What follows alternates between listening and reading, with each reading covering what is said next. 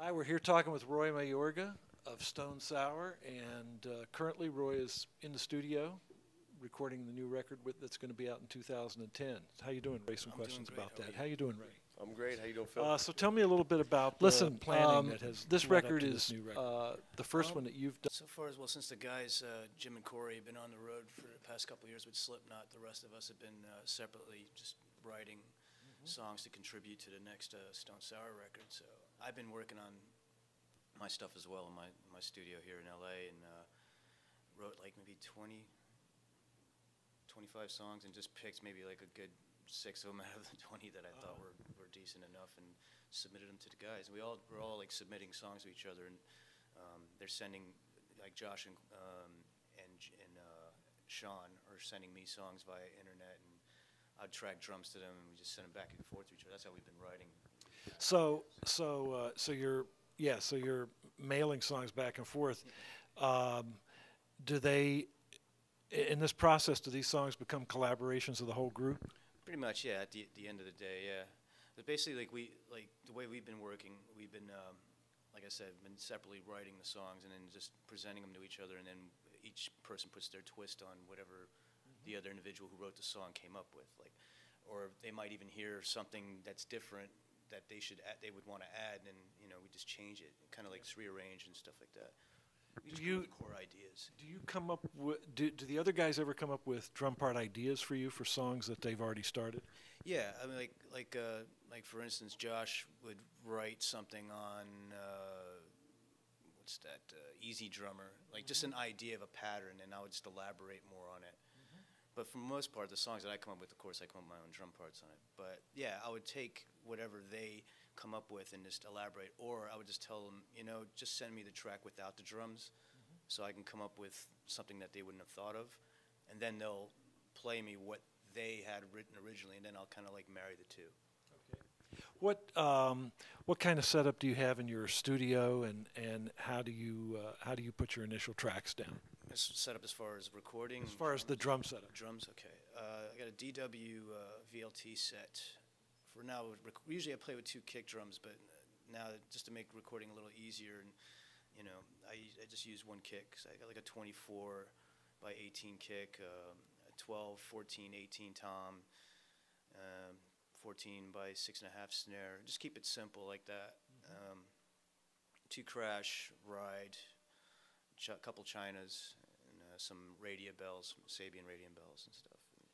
Do you think in terms of the drums when you're composing, or are you using other instruments to start songs? I start on guitar most of the time, believe it or not. It depends. Like if I'm jamming by myself, like when I'm warming up and I come up with a cool drum pattern, yeah, maybe I'll record that pattern and write something to that. But for the most part, like 80% of the time, or 80-90% of the time, I usually come up with the songs neither on guitar or piano, and then go from there. I'll write to a click track and then see what I come up with. It's an interesting thing. Like a lot of the older music, the Motown and the R&B and so forth, like you can just write the drums and the bass line, and you've got the song. Right. More progressive music, it could be more like classical, where it's really about the melody or the riff. Right. That starts the song. Yeah, it depends. Like I don't sit and say like, oh, I'm gonna start on guitar. Usually it'll start with, I'll wake up in the morning and I'll have a melody in my head, and I'll go to my gear and just play the melody, and then write around the melody, like write the chord changes around the melody, then write the drums. It's so many different ways you can start, a song. Who's going to produce the record? We're still talking about that. That's still up in the air right now at the moment. Okay. But we expect to hear this in 2010? I'm sorry?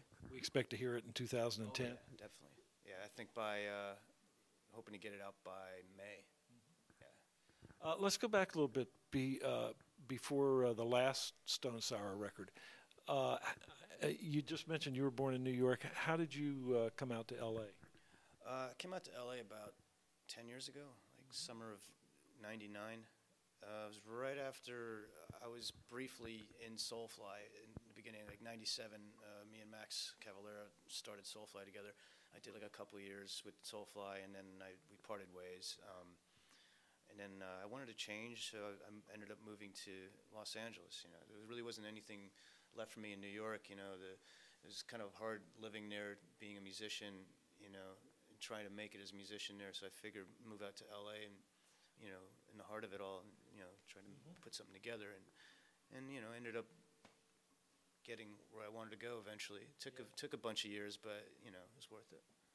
So in those interviewing years, did you find yourself playing in a lot of situations, a lot of different bands? Many. I was full-on mercenary drummer. I mean, I always kind of have been, but not without a choice. You know, like a lot of the bands that I've played in the past would have a lifespan of like a year to 2 years to, you know, to just me thinking, okay, I feel like I'm getting taken advantage of in this situation, so I'm going to move on, or the band just breaks up. So band breaking up is a huge issue. So what do you think is the biggest challenge or the biggest stress, you know, when you're in a band that keeps it from continuing as a coherent unit? You want to rephrase that again? Well, you know, if a band ends after a year, because some of the members either they can't hack it musically, financially, whatever. What's usually the biggest reason for that? Well, just bands trying to, you know, survive. Members, musicians trying to, like, you know, work to live basically, and some can handle it, some can't. You know, some are luckier than others. You know, some can work 2 jobs or 3 jobs and be able to practice, you know, 3 times a week. Some of us can't. You know. Yeah. So. That was my thing in New York. I was working 2 or 3 jobs just to survive, and I was lucky to get to practice twice a week. Right. It's not enough. It's not, and you have to deal with other band members, you know, conflicting schedules, because some of us worked at night, some of us worked during the day, so we're screwed, you know. Yeah. And taking off of work to do gigs, you know, stuff like that. You know, that's basically the biggest pain in the ass of starting new again and living in an urban environment. You know, that's what I went through. So with Stone Sour, you were called in really right at the last minute on that record. Yeah, right at the last minute. I didn't really know the guys. Corey kind of knew. He's more of an acquaintance. Jim was as well. At the time, actually, when they called me, I was actually preparing, rehearsing on my own, preparing for a Sepultura tour that I got called to do. It was Igor Cavalera. Took some time off because he just had a baby at the time, so I went and toured with Sepultura. But I was preparing at the time in my rehearsal room, and then I got the call from Nick Raskulinecz saying, well, the drummer has, you know, left the band, left the situation, and they need someone to come in to play the drums. So I was like, oh, will you be interested? I'm like, absolutely, be interested. So, you know, I walked in there and basically just did about 4 or 5 songs a day.